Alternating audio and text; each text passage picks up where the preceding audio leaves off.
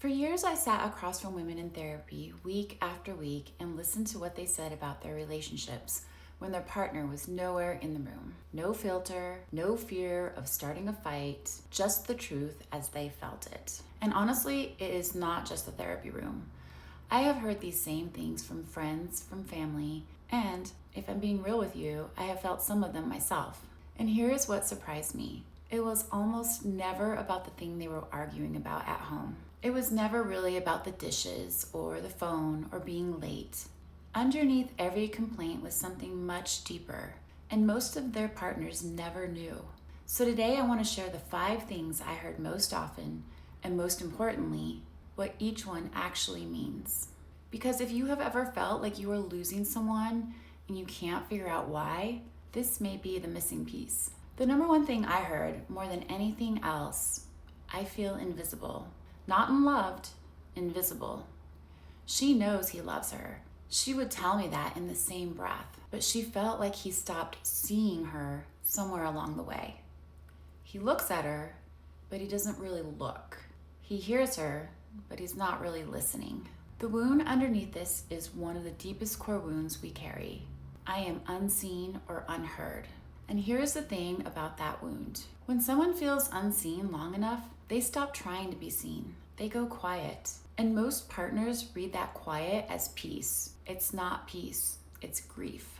If the woman in your life has gone quiet, don't celebrate the calm. Get curious about it. Ask her one real question tonight and then just listen. Without fixing, without defending, just listen. You might be shocked what comes out. The second thing I heard constantly, I feel like his mother, not his partner. She manages the calendar. She remembers the birthdays. She notices when you are out of toothpaste. And every time she has to remind or ask twice or manage one more thing, something inside her shifts a little further away from desire and a little closer to resentment. Here is what she rarely says out loud. You can't feel attracted to someone you feel responsible for. Desire needs 2 adults in the room. The moment the relationship turns into a parent and a child, the romance starts to starve. The wound underneath this one is usually, I am abandoned or alone, because that is how it feels. She is in a relationship and she is carrying it by herself. If this is landing, don't go home and ask her what you can do to help. That is still making her the manager. Instead, pick something, own it completely, and never hand it back. Number 3, and this one always came with tears. He only touches me when he wants sex. Somewhere along the way, all the casual affection disappeared. The hand on her back in the kitchen, the kiss that goes nowhere, the reaching for her hand in the car. And what got left behind was touch that always had a destination. So now when he reaches for her, her body tenses instead of softening. Not because she doesn't love him, because her nervous system has learned that touch is a request, not a connection. The wound this activates is I am unloved, or sometimes I am unimportant.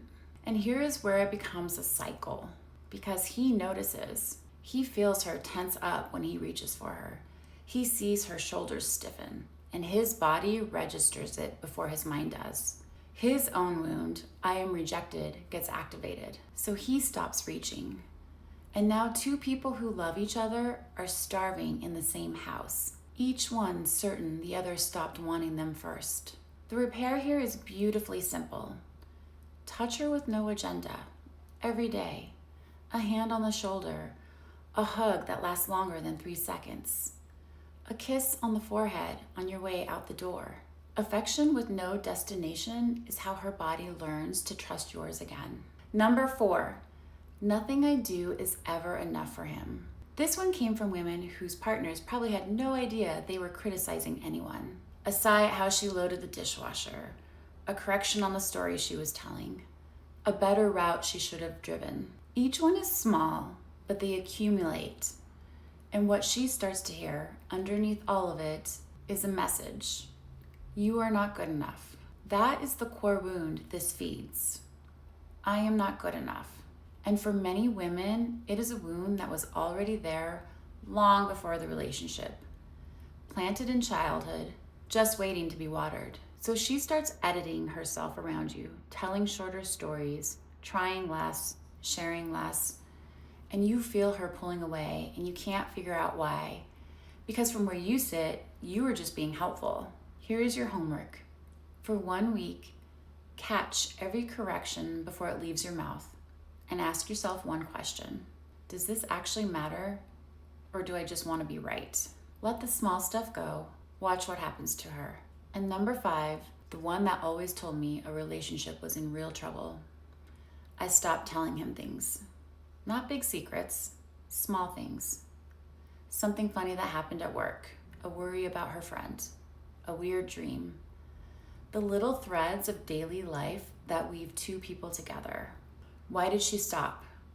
Because somewhere along the way, sharing stopped feeling safe or satisfying. Maybe he was on his phone. Maybe he jumped straight to solutions when she just wanted company. Maybe he made it about him. Whatever it was, she ran a quiet experiment. She shared less. He didn't seem to notice, and the case was closed. The wound underneath is I don't matter. And I will tell you what I told my clients. The opposite of intimacy is not conflict. Couples who fight are still reaching for each other. The opposite of intimacy is silence. If she has stopped telling you things, the way back is not one big conversation. It is proving in 20 small moments that when she speaks, you put everything else down. Here is what I want you to take from all of this. Not one of these women wanted a different partner. Almost every single one of them wanted the same partner to finally see what was happening. They were not asking for grand gestures. They were asking to be seen, to be shared with, to be touched without an agenda, to matter. These patterns almost always trace back to core wounds that formed long before your relationship ever started. Hers and yours both. And the good news is that wounds that formed in relationship can heal in relationship, but only if somebody goes first. Let it be you. And before you go, I want to ask you something, and I mean it as a real question. How many of these did you recognize in yourself or your relationship?